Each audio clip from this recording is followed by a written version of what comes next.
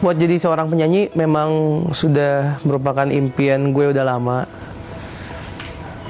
Dan cuman ya nggak bisa terwujud soalnya banyak halangan. Seperti bener, memang banyak halangan.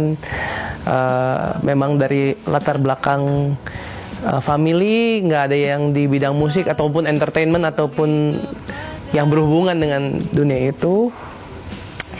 Lalu jadi ya kerja di kantor, awalnya di perusahaan manufacturing, lalu pindah ke perusahaan event organizing di bidang olahraga, dan paling ya kalau nyanyi sebatas nyanyi di gereja, udah itu aja sih. Sampai tahun lalu iseng-iseng research, ternyata ada The Voice Indonesia gitu. Pengen banget ikut. Soalnya memang ngefans sama acara yang di Amerika.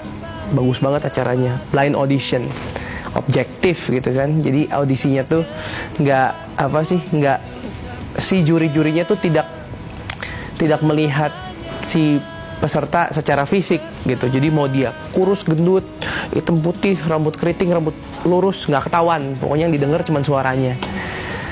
Jadi wah, ini menarik sekali gitu kan.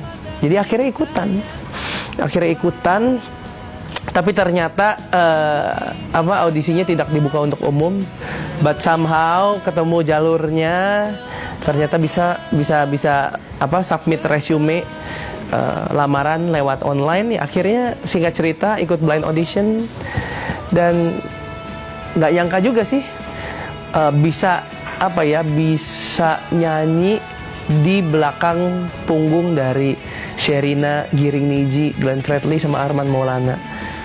Terus terang gugup banget waktu itu, cuman somehow coba berdoa biar nggak gugup, ternyata efektif. Jadi naik panggung lumayan seru gitu, nyanyinya lumayan enjoy. Ternyata muter semua kursinya. Dan akhirnya singkat cerita ya menang The Voice. Dan ya bersyukur banget sih bisa akhirnya punya album. Itu kan impian tuh.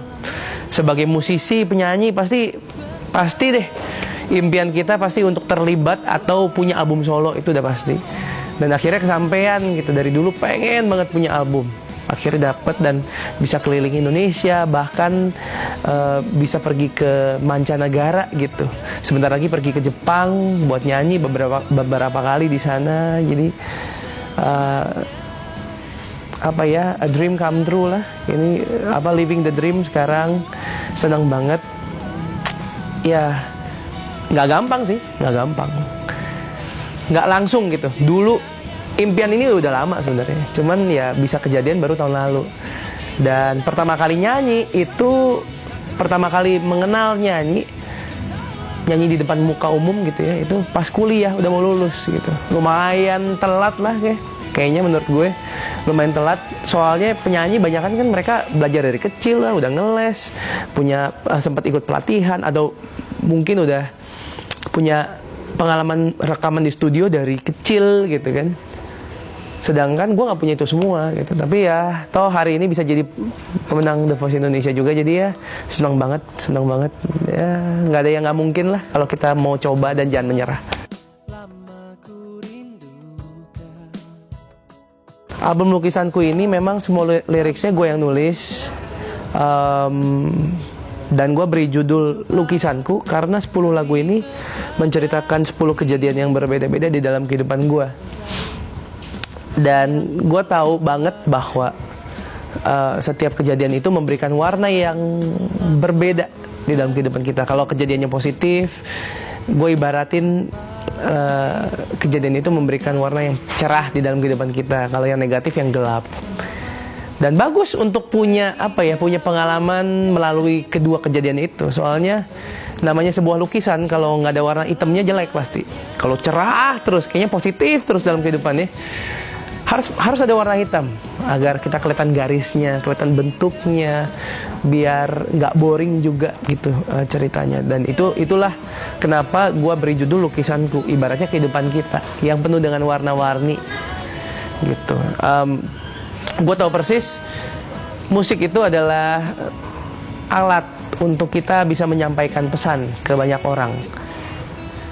Dan gue sangat-sangat berharap lagu-lagu gue itu nggak cuma bisa menghibur, tetapi juga bisa menginspirasi.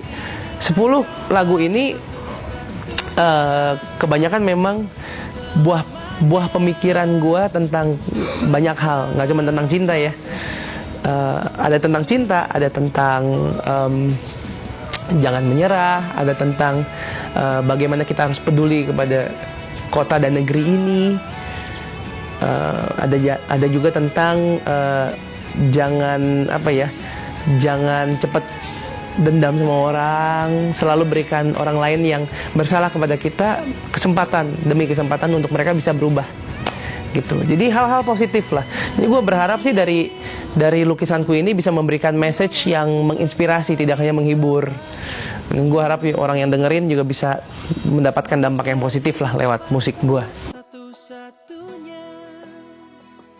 Gue sangat merasa terhormat dan bangga lah ya untuk bisa bekerja sama dengan banyak musisi-musisi yang selama ini gue cuma bisa lihat lewat TV gitu kan. Kayak dari Mas Giring selaku coach juga lagi dulu di ajang kompetisi juga, dia ikut nulis lagu. Terus untuk yang aransemen ada Asta dari Ran, ada Java Jive, ada Yesaya Sumantri, ada Ronald Steven, ada Bonar Abraham, dan banyak musisi-musisi yang selama ini pokoknya lihat di TV aja.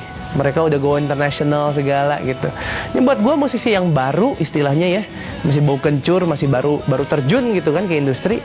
Buat gue kalau ditemenin sama mereka yang pro, yang sangat berpengalaman, ya memberikan rasa aman ke gue terhadap gue yang terlibat, apalagi gue juga selaku produser dari album ini ya. Jadi tanggung jawab dan bebannya cukup besar. Tapi ya untungnya ada mereka-mereka ini yang memiliki pengalaman, memiliki visi kira-kira sebuah album untuk berhasil harus seperti apa gitu. Dan gue senang banget sih bisa bekerja sama dengan mereka-mereka ini. Gue pengen banget masyarakat melihat gue sebagai musisi yang positif, yang menginspirasi gitu. Gue juga sangat terpanggil. Secara hidup cuman sekali ya. Gue pengen keberadaan gue di atas muka bumi ini tuh bisa membawa efek yang positif, nggak cuman ke keluarga gue, ke komunitas gue, tetapi ke kota ini, ke bangsa ini gitu. Apalagi sekarang udah ada platformnya nih ya. Abis menang The Voice, bikin album, sekarang touring keliling Indonesia ke mancanegara. Ya, gua rasa ini adalah kesempatan yang sangat-sangat baik untuk gua bisa memberikan kontribusi. Mungkin nggak besar gitu, cuman setidaknya I wanna do it gitu. I wanna live not just for me. Gua nggak mau hidup cuman buat gua sendiri.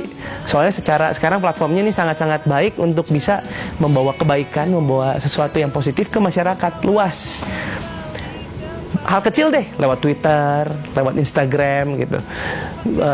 Apalagi sekarang masyarakat ngelihat gue sebagai bukan orang biasa lagi seperti 2 tahun yang lalu ya, tetapi udah ada titel lah sekarang kan gitu.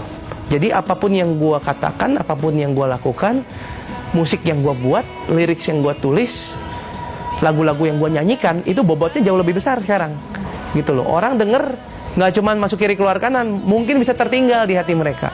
Jadi buat gue pengen dikenal sebagai musisi yang positif, yang inspiratif.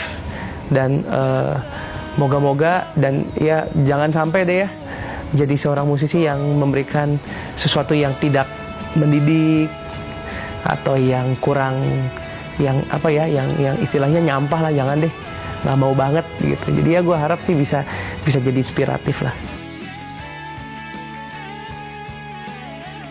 Satu, unique, cause I don't think banyak penyanyi solo yang musiknya British, pop sih, masih pop, cuman musik gua lumayan British dalam artian simple, seperti Adele gitu kan. Jadi musiknya musik simple tapi pesannya sampai gitu. Itu unique, nomor 1. Nomor 2, relevan. Gue mau message yang gue sampaikan itu bisa diterapkan, bisa relate ke kehidupan banyak orang yang mendengarkan. Ketiga, jujur. Karena semua lagu yang gue tulis bukan sesuatu konsep yang gue ambil dari orang, atau bukan sebuah pengajaran yang orang lain ajarkan, tetapi memang sesuatu yang terjadi di dalam gue, sesuatu yang memang gue alamin sebelumnya, sesuatu yang selalu gue pikirkan, sering gue pikirkan. Jadi ya itu unik, relevan, sama honest, jujur.